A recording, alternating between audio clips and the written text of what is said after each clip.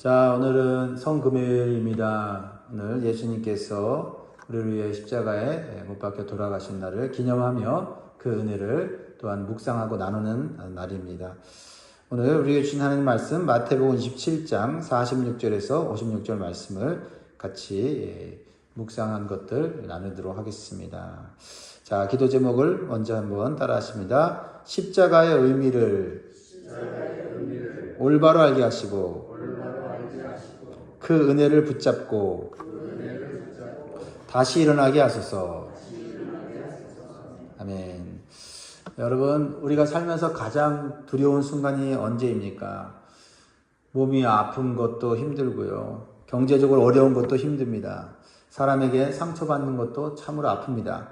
그런데 그 중에서도 가장 견디기 힘든 순간은 언제입니까? 바로 버림받았다고 느낄 때지요.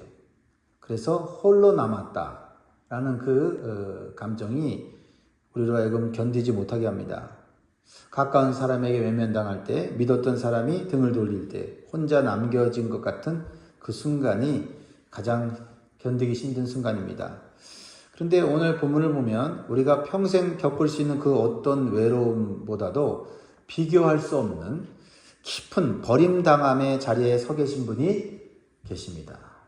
그분이 바로 십자가를 지신 예수님이죠. 더 놀라운 사실은 그 버림당함이 예수님의 잘못 때문이 아니라 바로 우리 때문이었다라는 사실입니다. 오늘 본문 말씀을 통해서 예수님이 어떤 버림당함을 당하셨는지, 그리고 그 버림당함이 우리에게 얼마나 놀라운 혜택을, 은혜를, 축복을 가져다 주었는지를 묵상할 수 있기를 바랍니다. 첫 번째로 예수님은 우리가 받아야 할 어둠의 심판을 대신 받으셨습니다. 45절 보세요.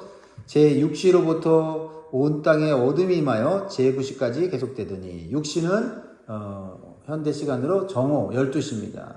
가장 밝아야 될 시간이죠. 가장 밝아야 될 시간이 어떻게 됩니까? 가장 어두운 시간이 되었다라는 겁니다. 이것은 단순한 자연현상이 아닙니다. 이것은 하나님께서 온 땅에 진노로 내리시는 심판을 의미하는 것입니다. 하나님의 심판이 언제 나타납니까? 성경을 보면 애굽의 흑암 재앙 때 임했죠. 하나님의 심판입니다.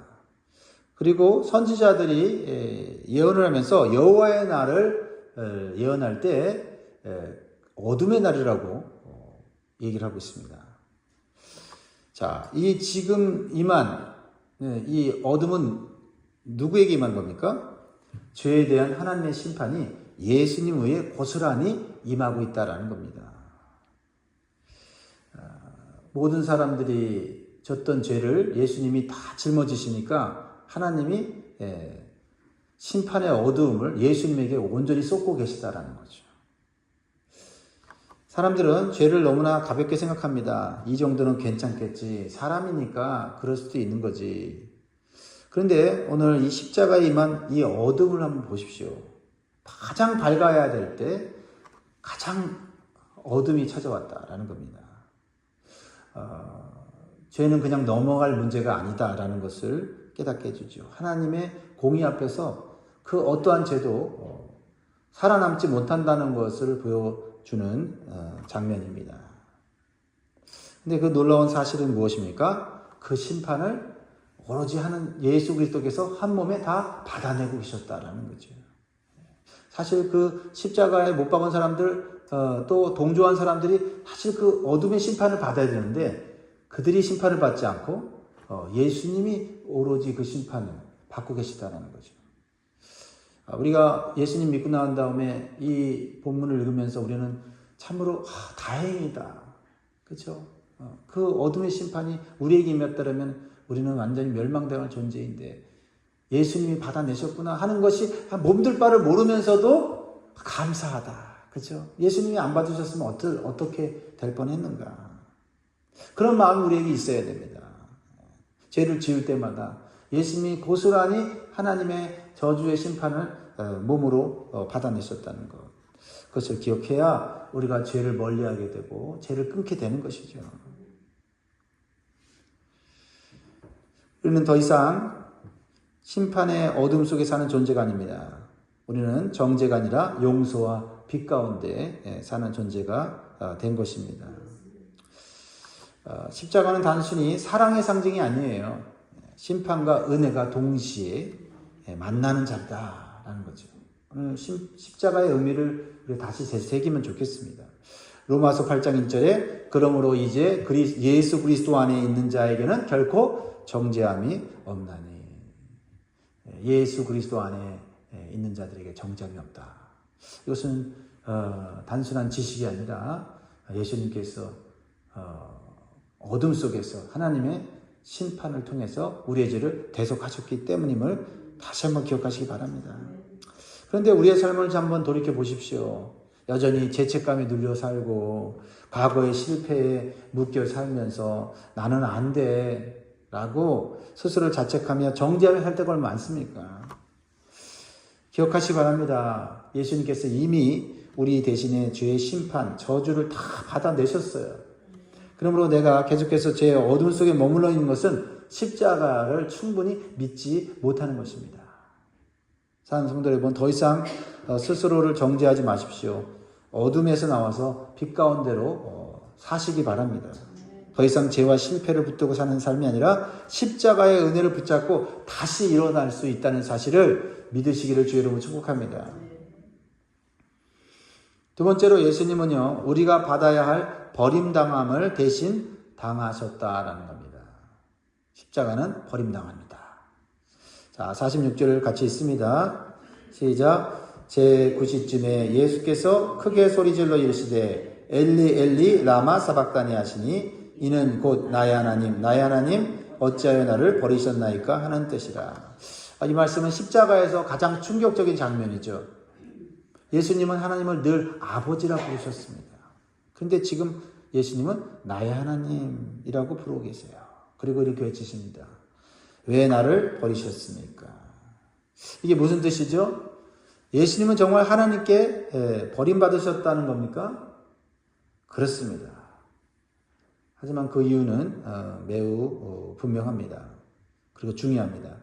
예수님이 죄를 지어서 버림받으신 것이 아니라 우리 죄를 대신 짊어지셨기 때문에 버림받은 것인 것입니다. 원래 누가 버림받아야 됩니까? 우리가 버림받아야 합니다.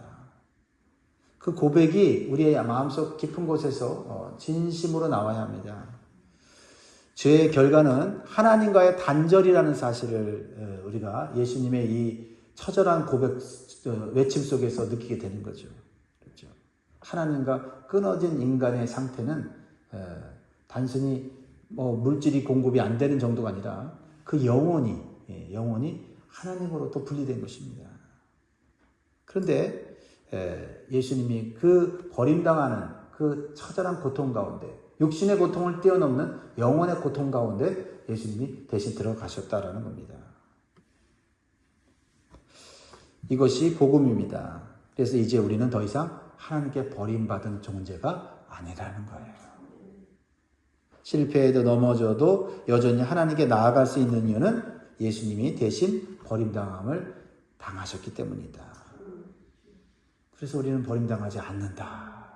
이 믿음이 복음이에요. 때때로 우리는 너무 힘들고 어려울 때 이런 생각이 듭니다. 하나님이 나를 버리신 건 아닌가, 포기하신 건 아닌가 하는 그런 마음이 듭니다. 그 감정 이해가 됩니다. 하지만 사실도 아니고 진리가 아닙니다.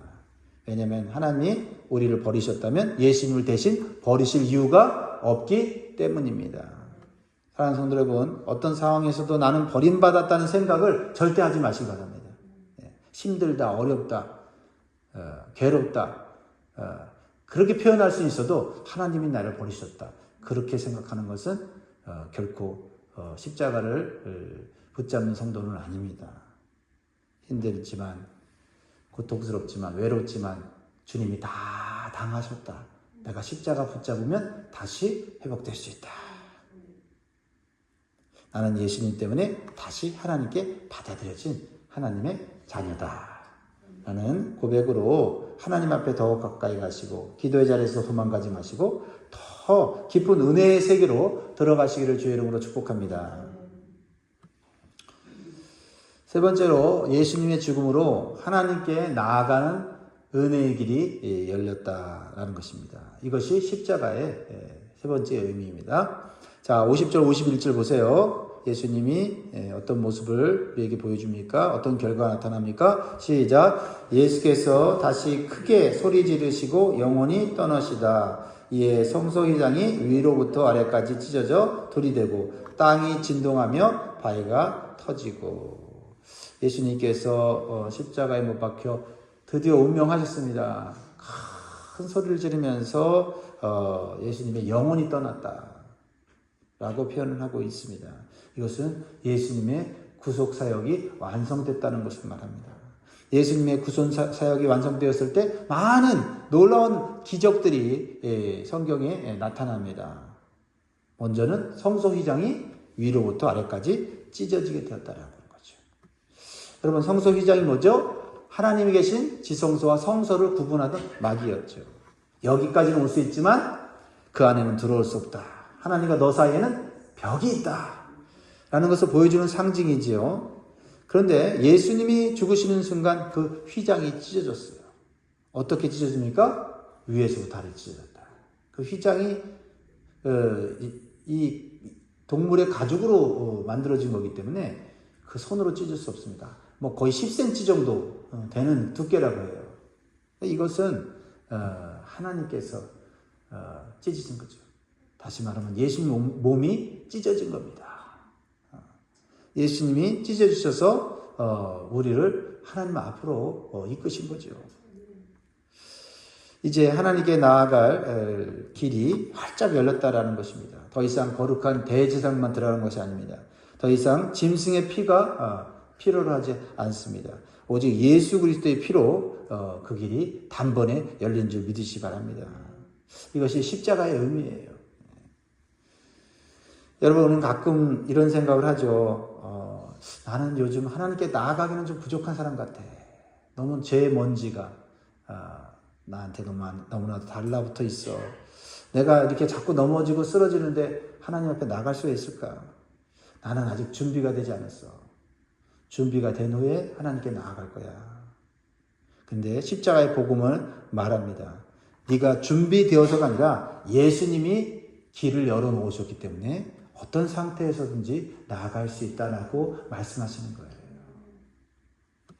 그러니까 십자가의 의미를 어설프게 알면요, 죄책감, 죄송함, 실패감만 계속 느낄 수가 있어요. 그것을 뛰어넘는 것이 십자가의 은혜다라는 거죠. 십자가의 은혜가 아니면 나 같은 사람은 구원받지 못하지. 십자가의 은혜가 아니면 나는 다시 일어설 수 없지. 이런 마음이 들어야 그것이 십자가의 복음을 붙잡은 사람의 모습이다라는 거죠. 우리는 언제든지 어디서든 어떤 상황이든지 하나님께 나아갈 특권을 얻었습니다. 믿으시기 바랍니다. 그래서 예배와 기도가 의미가 아니라 특권이라는 거. 특권이라는 거. 히브리서 4장 16절 잘 아시죠? 그러므로 우리는 긍휼하심을 받고 때를 따라 돕는 은혜를 얻기 위하여 은혜의 보좌 앞에 담대히 나아갈 것이니라. 여러분, 얼마나 이 특권을 누리고 있습니까? 얼마나 이 특권이 우리로 하여금 지금까지 하나님 앞에 살게 하였습니까? 예배하고 기도하는 이 시간이 십자가의 보혈을 붙잡는 시간인 줄 믿으시기 바랍니다. 너무나 안타까운 것은 나를 가로막은 휘장이 찢어졌는데도 여전히 휘장 밖에 있는 성도들이 있다는 거죠. 여전히 하나님께 나아가는 것을 뒤로 미루고 욕심과 세상 일에 얽매여서 고통당하고 있는 것입니다. 그리고 실패와 좌절 속에서 여전히 주저앉아 있는 거죠. 입술로만, 마음으로만 나가야 되는데, 가야 되는데 라고 외치는 것입니다.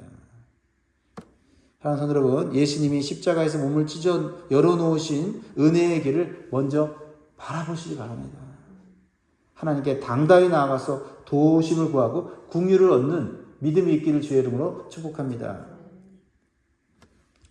마지막으로 네 번째는요, 십자가 앞에서 믿음의 고백을 하는 사람이 복된 사람이다 라는 겁니다. 십자가 앞에서. 십자가 앞에서 어떠한 반응을 보이느냐가 그 복을 누리느냐 아니면 그 복을 잃어버리느냐의 차이입니다. 결과입니다. 자, 오늘 본문에 보면요. 십자가 앞에 서 있는 세 부류의 사람들을 보게 됩니다. 로마 백부장과 종교 지도자들 그리고 여인들이었습니다. 여러분, 십자가를 가장 가까이서 본 사람은 누구였을까요? 로마 백부장입니다. 그것도 이방인이에요. 예수님을 직접 십자가에 못 박은 장본인입니다. 54절 보세요. 백부장과 및 함께 예수를 지키던 자들이 지진과 그 일어난 일들을 보고 심히 두려워하여 이르되 이는 진실로 하나님의 아들이었도다 하더라. 로마 백부장은요, 지금까지 수많은 사형 집행을 지켜본 사람이에요. 그런데 예수님의 죽음 앞에서 뭔가 다른 것을 느낀 겁니다. 어두워지고요, 지진이 일어나고요. 정말 보통 사형수가 죽었을 때와는 전혀 다른 것이죠. 그랬을 때 이 로마 백부장은 느꼈습니다. 깨달았습니다. 그리고 뭐라고 고백해요? 이는 진실로 하나님의 아들이었도다. 여러분, 십자가 앞에서 어떤 고백이 나오느냐에 따라서 그 사람의 인생과 운명이 바뀌는 거예요. 여러분, 같은 십자가 현장에서 모든 것을 보았던 종교 지도자들 그리고 그를 따르는 자들은 끝까지 인정하지 않았습니다. 예수님의 십자가에서의 외침을 오히려 조롱했죠. 엘리 엘리 라마 사박다니 나의 하나님 어찌하여 나를 버리셨나이까. 그 버림당함이 나 때문인 걸 모르고 야, 엘리야가 부르는가 보다 하고 십자가의 그 대속을 우습게 여겼죠. 그렇습니다. 십자가는 사람을 갈라놓습니다. 어떤 사람은 깨닫고 어떤 사람은 거부합니다. 여러분, 잘나고 못남이 아니라 십자가 앞에서 그 십자가의 의미를 올바로 고백하는 자와 고백하지 않는 자에 따라서 인생이 달라지는 거예요. 돈을 많이 가졌고 재능이 많고 어떤 세상에서 성취를 이루었고 이게 아니라 십자가 앞에서 내가 어떤 고백을 하느냐라는 겁니다. 저 십자가 내가 달려야 될 십자가입니다. 저 십자가 내가 버림받아야 되는 십자가입니다. 그런데 주님이 대신 지셨습니다. 버림당하셨습니다라는 믿음의 고백이 나올 때 그의 모든 죄는 사라지고 하나님의 은혜 가운데 영생을 얻게 되는 줄 믿으시기 바랍니다. 마지막으로 십자가 앞에서 올바른 반응을 하는 사람들이 나옵니다. 바로 예수님을 사랑하며 섬겼던 여인들입니다. 55절 56절 같이 있습니다. 시작. 예수를 섬기며 갈릴리에서부터 따라온 많은 여자가 거기 있어 멀리서 바라보고 있으니 그 중에는 막달라 마리아와 또 야고보와 요셉의 어머니 마리아와 또 세베대의 아들들의 어머니도 있더라. 참으로 감동적인 이 그림이 아닐 수 없습니다.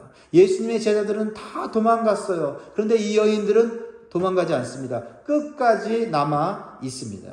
바로 이것이 진짜 신앙이에요.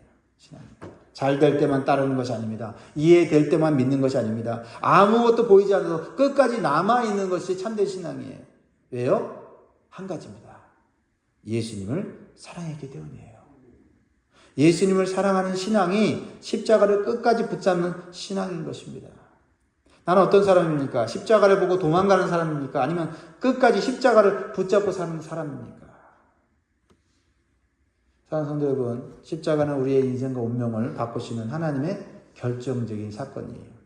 예수님은 십자가에서 우리가 받아야 될 심판을 대신 받으셨습니다. 믿으십니까? 우리가 받아야 될 버림당함을 대신 당하셨습니다. 믿으십니까? 하나님께 당당히 나아가는 길을 몸을 찢으면서 열어놓으셨습니다. 믿으십니까? 그러므로 이제 우리의 삶은 달라져야 됩니다. 더 이상 죄와 어둠에 묶여 살아서는 안 됩니다. 더 이상 하나님 앞에서 도망가지 마시기 바랍니다. 십자가를 붙들고 다시 일어나시기 바랍니다. 그리고 끝까지 주님과 동행하는 복된 삶으로 나아가시기를 주의 이름으로 축원합니다. 기도하겠습니다.